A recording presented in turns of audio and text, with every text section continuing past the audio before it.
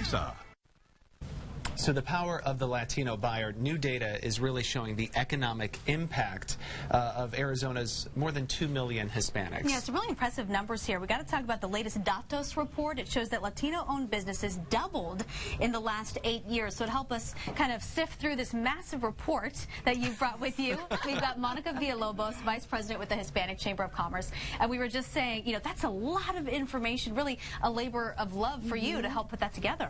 Very much so. It's 328 pages chock full of everything you need to know. It actually is the most comprehensive compilation of secondary research on Hispanic consumers in Arizona. Wow, that's amazing. So you said that this is done every year. Are there any differences from what you're seeing from last year to this year? Certainly, we see most of the difference, not so much in the demographic area, though we have seen quite a bit of growth. But when we look at year over year, we're looking at consumer behavior. How are Hispanics interacting with products and services? This provides our corporate partners and small businesses alike a kind of a roadmap to targeting Hispanic consumers. And what is kind of the grand takeaway here, especially for Arizona? And you mentioned, you know, those small business owners here in our state. Sure. Right now, we know that about 40%, well, actually about 30% of Arizona is Hispanic, 40% of Phoenix Metro, and more than 50% of K through 12 is Hispanic. So the population continues to grow. We will be a majority soon as well. More importantly, those consumers spend about $42 billion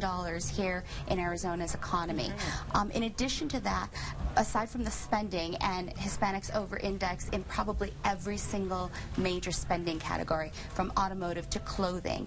That means that they're spending more than the general population. But in addition to that, as business owners, that's where we've seen some really significant growth. About 70% increase in the number of Hispanic businesses. Wow. In 2015, we're looking at about 123,000 businesses. Wow.